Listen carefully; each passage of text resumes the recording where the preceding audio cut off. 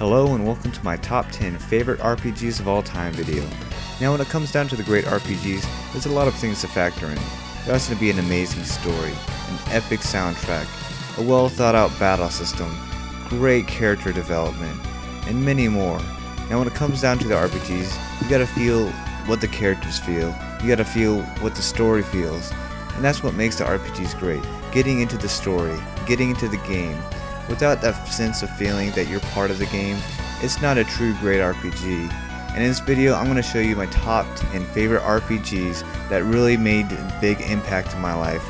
Here you go, my top 10 favorite RPGs of all time.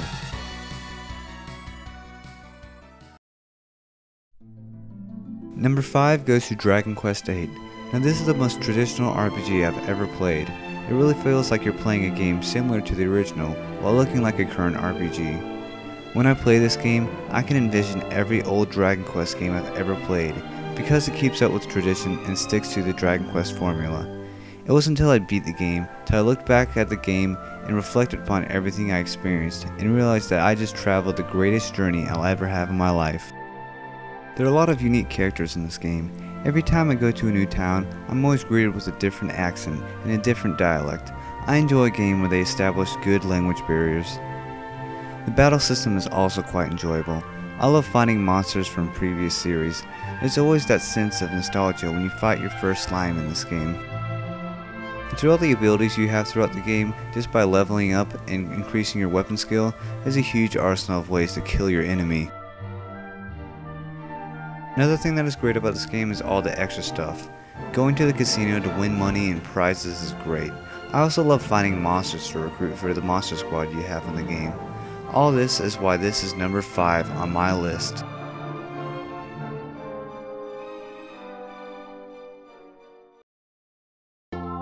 Number 4 on my list goes to Earthbound.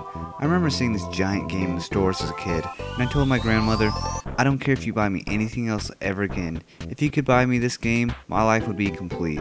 Little did I know that this would end up being one of the greatest games I had ever played. Now Nintendo developed this game, they showed how much they loved their fans of the original game who played it on the Japanese Famicom. It came in a huge box to replicate a Super Nintendo box, and it came packed in with a strategy guide. What company does that nowadays? Now when you first play this game, you'll notice that's an RPG that takes place in present day. Instead of having swords, spears, and magic, you have baseball bats, frying pans, and psychic powers. Now this is one of the most bizarre and abstract games you will ever play. Everything from the wild music to the spasmodic interaction with people is just out of this world. There are even a few fart jokes you hear from time to time talking to random people. The story itself is amazing, yet unique to its own quirky self. You travel around the world finding 8 sanctuary spots, then travel to the future to defeat the evil Lord Gigas. Now the enemies are a bit weird in this game as well. You find yourself battling a hippie one minute, then fighting a giant pile of puke the next. Not one enemy in this game is your traditional enemy. Now the battle system is quite unique. It's more like something you'd see in a Dragon Quest game. You don't see the actual characters, you just see icons to represent them. The enemies you get to see, and the abilities you get to see, but you never see any weapons or physical things done by yourself. The only time you ever get to see animation in the battles is when you see the PSI powers being used. It's nothing too impressive, but it's always fun to see something different than just the enemy. This is one of the most unique and quirky RPGs I've ever played, and it's extremely fun, and that's why it's number 4 on my list of my favorite RPGs.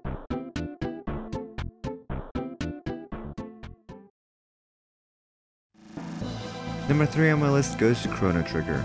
The first time I saw this game was when a classmate brought the manual to school and I spent the entire day reading about the game. When I finally got it for Christmas, I was blown away.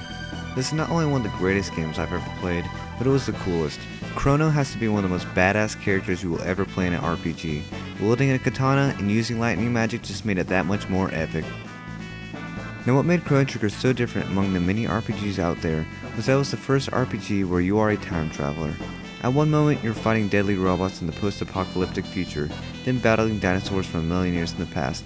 Making a linear story about a time-traveling game isn't an easy thing to do, but Squaresoft managed to perfect it. The battle system in Chrono Trigger is spot on. Each character can learn up to 8 unique techniques, and then use them in 2 or 3 person combos. There's no battle screen either. When you enter a battle, you battle where you were on the map. This really set it apart from any other RPG out there. The pixelated graphics of the game are just perfect. It's so good that it was ported to the DS 15 years later, and the game looked just as good as it did in the past. I recommend this game to people who have never even played a Super Nintendo before, and it easily becomes one of their favorite games ever. I love the characters you get in the game. You can get a cave girl, a knight that looks like a frog, and a robot, so you really do get a whole variety of characters in this game. One thing that is awesome about this game is that it started the New Game Plus craze. This is where you can start the game over after beating the game with the same level and items you had when you beat the game. And you really do need the New Game Plus, because this game has 13 different endings, and I'm proud to say that I've seen them all myself. There is so much to love about this game. I really admire Squaresoft for creating one of the most flawless RPGs ever created, and that is why this is number 3 on my list of my top favorite RPGs.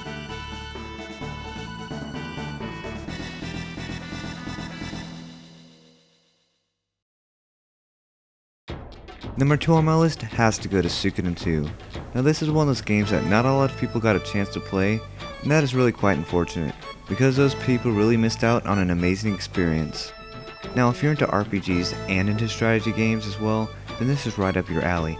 Not only is it a turn-based RPG, but you also have wars between you and your rival armies, so there is a variety of ways to fight your enemies in this game.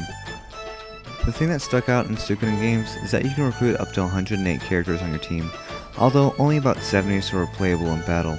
The rest are still quite useful in what they provide for you in the game, but the most fun thing about all the characters is going out to the world and recruiting everyone.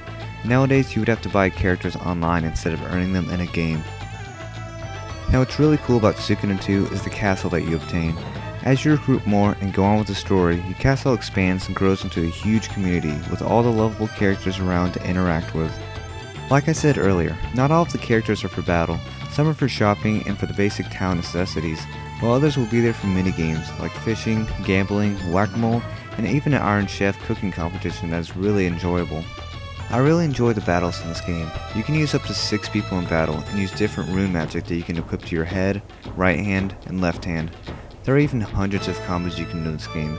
Between all the different characters you can use, there's several possibilities of combinations you can find. And the story in this game is just amazing.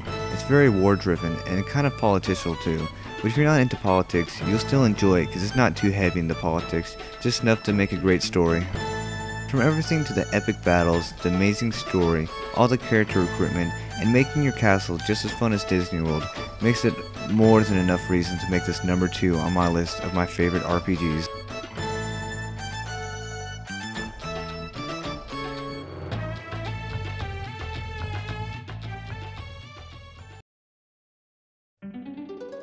Now for my favorite RPG of all time goes to Final Fantasy III for the Super Nintendo, or Final Fantasy VI if you're from Japan. A little personal story about this game is this is actually the first game I actually got for myself. When I was a kid, I was in the Boy Scouts and I sold a bunch of stuff to get a giant Lego castle. When I went to Toys R Us to pick it up, they were out of those. So I said I wanted Final Fantasy II, which is a game I played all summer long at my uncle's house. They were out of that as well, but they did tell me they have Final Fantasy III. And ever since then, it's been my favorite game ever. I can't even begin to describe how perfect of a game this is to me, because I love everything about it. My favorite thing is that even though it's a linear story, there is no one main character. You get 14 characters, and each one of them has their own story and backstory, and they work together as one team. Now since there's no one main character, you can easily customize your team any way you want it. And what I love about the fights is that each character has their own special unique ability. And every character can use magic. They can use magic by equipping espers, which are dead summons, to themselves, and they learn the magic from the espers. And if I'd had to pick a main character, it had to be Terra. She's pretty much the girl you start off with, and she's a hybrid between a summon and a human, and a lot of the story revolves around her. What I love most about this game is that it reminds me of Star Wars, and the fact that you're a rebellion group out to destroy the evil empire, and in that evil empire they have Kefka, one of the most vicious villains in any video game. In most video games, the villain's usually out to destroy the world, but Kefka actually does it. And he's just a crazy lunatic who's out to kill everyone, and he has no remorse whatsoever. This game is just flawless. It has my favorite battle system, villains, heroes, and story, and that's why it's my favorite game of all time. I hope you guys enjoyed the video. Thanks for watching, everyone.